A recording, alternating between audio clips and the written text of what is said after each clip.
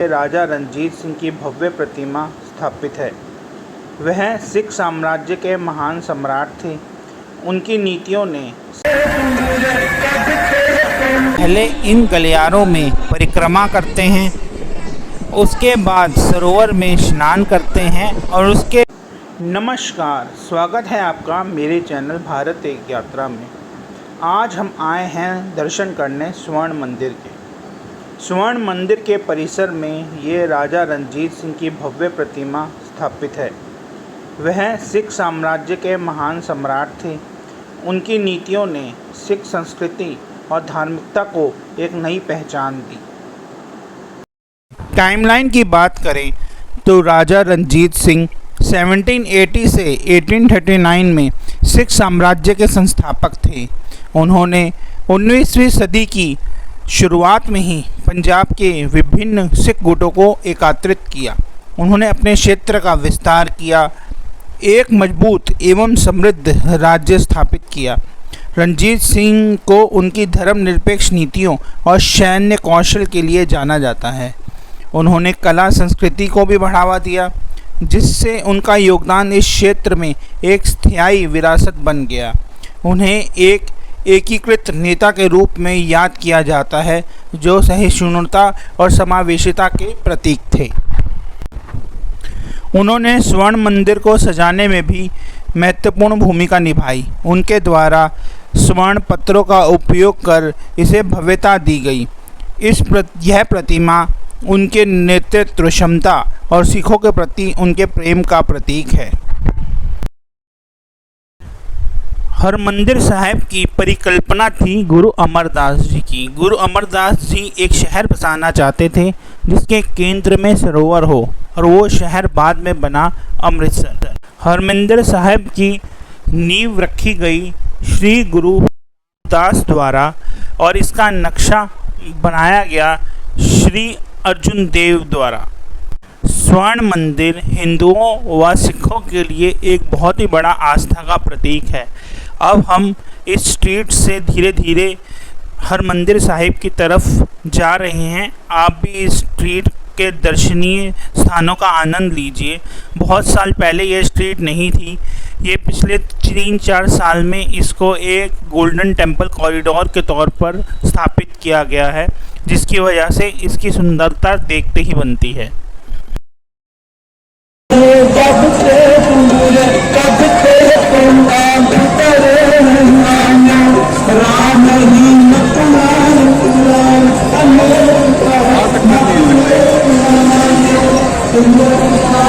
मेरे मित्र प्यारेओ, अभी आप सब सुन रहे थे गुरबाणी। ये हेरिटेज कॉरिडोर, जिसके दोनों तरफ हैं इतनी खूबसूरत इमारतें और बीच का यह रास्ता जो कि कितना साफ है, और इस माहौल में पावन गुरबाणी, मेरा तो दिन ही बन गया।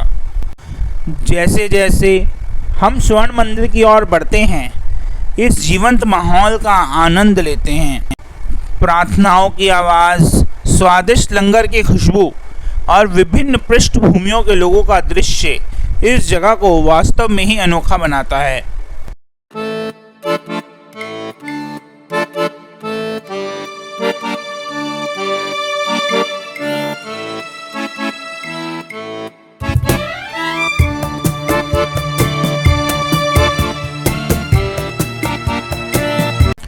स्वर्ण मंदिर या हरमंदिर साहिब की स्थापना 16वीं शताब्दी में गुरु अर्जुन देव द्वारा की गई। यह सिख धर्म के मुख्य सिद्धांतों का प्रतीक है। 1604 में यह पूरा हुआ। फिर यहाँ श्री गुरु ग्रंथ साहिब जी को रखा गया। इसका निर्माण इतिहास का बहुत ही महत्वपूर्ण क्षण था, जो आध्यात्मिकता को भौतिकता से ऊपर मानता है। इसे दरबार साहिब भी कहा जाता है। भारत के राज्य पंजाब के अमृतसर शहर में यह स्थित है। यह सबसे बड़ा आकर्षण है। मंदिर में हजारों श्रद्धालु व पर्यटक आते हैं। अमृतसर का नाम वास्तव में इसी गुरुद्वारे के अंदर के सरोवर के नाम पर रखा गया है। इसका निर्माण स्वयं गुरु रामदास ने अपने हाथों से किया था। यह गुरुद्वारा उसी सरोवर के बीचों बीच स्थित है। इस मंदिर में सबका स्वागत है, चाहे वह किसी भी पृष्ठभूमि या विश्वास का हो, चाहे वह अमीर हो या गरीब हो, हिंदू हो, मुसलमान हो, सिख हो, ईसाई हो। यह मंदिर सिखों की समानता के सिद्धांत को दर्शाता है। गुरु अर्जुन देव ने जब हरमंदिर साहिब का नक्शा बनाया तो इसमें 4 दरवाजे रखे, जो उस समय भारत में प्रचलित 4 धर्मों को दर्शाते थे। जो वाहेगुरु में विश्वास रखता है उसका यहाँ स्वागत। तंग गलियों से गुजरते गुजरते हम पहुँचे हैं श्री हरमंदिर साहिब। ये देखिए कितना भव्य और विशाल लगता है। 1608 में जब मुग़लों का शासन था और किसी भी धर्म को सांस लेने की इजाज़त नहीं थी, उस ज़माने में भी इतना बड़ा हरमंदिर साहिब बना लिया गया। यह केवल हमारे गुरुओं और सिख धर्म के पंथों की हिम्मत और करेज का नतीजा है। उनकी बहादुरी तो हम सब जानते हैं। औरों के लिए अपने नतमस्तक को निछावर करना, ये हमने उन्हीं से ही सीखा है। हरमंदिर साहिब के जो आप सामने देख पा रहे हैं, देख सकते हैं कि चारों ओर सरोवर है और यह उसके बीच में एक द्वीप की तरह स्थित है और एक छोटा सा रास्ता हमें इसकी ओर लेकर जाता है। प्राचीन परंपरा के अनुसार लोग पहले इन गलियारों में परिक्रमा करते हैं, उसके बाद सरोवर में स्नान करते हैं और उसके बाद मेन हरमंदिर साहिब के दर्शन करते हैं। आप देख सकते हैं कितने ही लोग परिक्रमा करते करते थके हुए हैं और आराम से लेट के यहाँ सो रहे हैं। गुरुद्वारे की यही बात मुझे बहुत अच्छी लगती है कि आप आराम से लेट सकते हैं, सो सकते हैं, कोई किसी को दिक्कत नहीं, कोई मना नहीं करता। आराम से यह गुरुद्वारा नहीं आपके घर जैसा ही होता है। देखिए सब लोग आराम कर रहे हैं इतनी धूप में। आप देख सकते हैं स्वर्ण मंदिर और उसके पास जाता हुआ एक रास्ता। अभी यहाँ बहुत भीड़ है, मैं भी लाइन में लगने वाला हूँ। कैमरा अंदर अलाउड नहीं है तो आपको बाद में मिलता हूँ। हमें दर्शन करने में 1.25 घंटा लगा, पर मन को शांति मिल गई, एक सुकून मिला। जो आप जलाशय देख रहे हैं इसको अमृत सरोवर या अमृत झील के नाम से जाना जाता है। लोगों का ये मानना है जो इसमें स्नान करता है वह सारे पापों से मुक्त हो जाता है। इस सरोवर की बहुत ही बड़ी महिमा है। कहा जाता है कि एक बार एक कोढ़ वाले व्यक्ति ने इस सरोवर में स्नान। एक प्राचीन मान्यता के अनुसार एक व्यक्ति जिसको कि कोढ़ था वह इस सरोवर में गया, डुबकी और स्नान किया।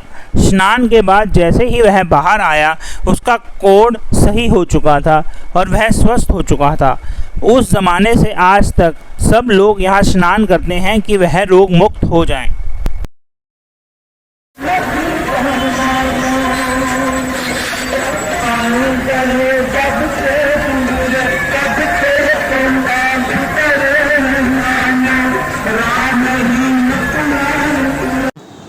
श्री हरमंदिर साहब के विध्वंस की कहानी कुछ ज़्यादा ही लंबी है।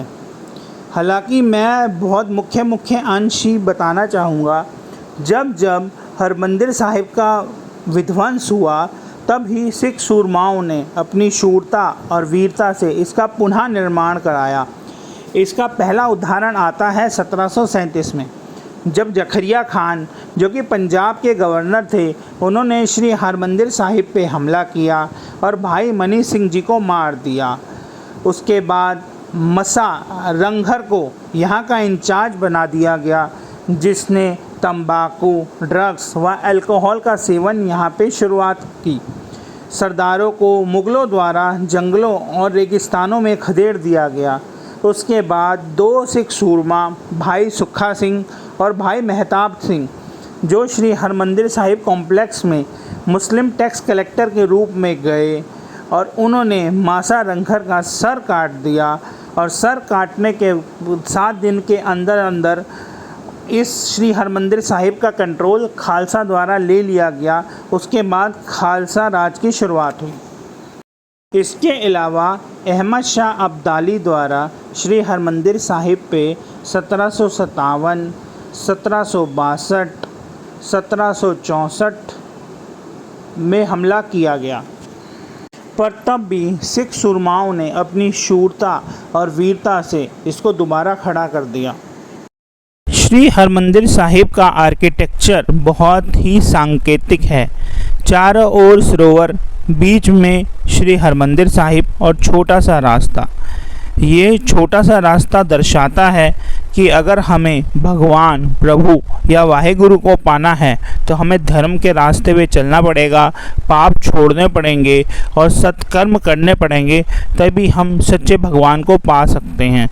और उसी रास्ते को पाकर, चाहे वह अमीर हो, चाहे वह गरीब हो, ज्ञानी हो, अज्ञानी हो, अनपढ़ हो, सबको वही रास्ता लेना पड़ेगा भगवान को पाने के लिए।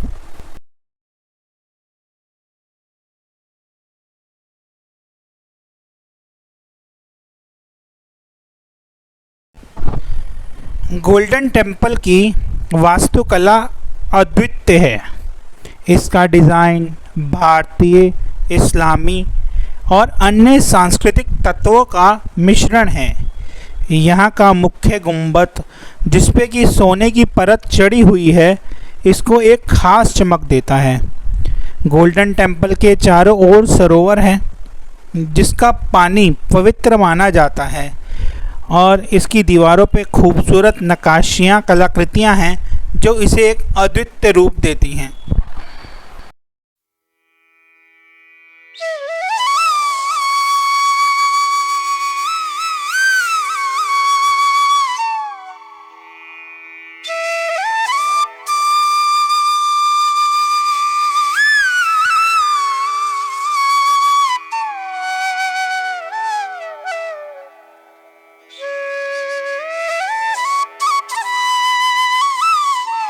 गोल्डन टेम्पल केवल एक धार्मिक स्थल ही नहीं, इसके अलावा भाईचारे, समानता, मानवता का प्रतीक है।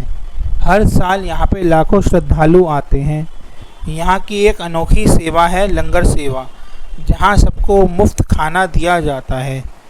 यह सेवा न केवल सिख धर्म का हिस्सा है, बल्कि यह एकता और भाईचारे का संदेश भी फैलाती है। बैसाखी और गुरु पर्व पे यहाँ भव्य समारोह होते हैं। ये कार्यक्रम सिख संस्कृति की समृद्धि और विविधता को दर्शाते हैं। मैं श्री हरमंदिर साहिब के एक गेट से बाहर निकल गया। मेरा मन है हरमंदिर साहिब की पूरी परिक्रमा करने का। तो दोस्तों, गोल्डन टेम्पल एक ऐसी जगह है जो न केवल धार्मिक बल्कि सांस्कृतिक धरोहर का भी प्रतीक है।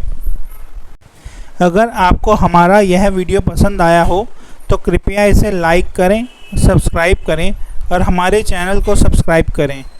आपके विचार अपने कमेंट में बताएं। धन्यवाद।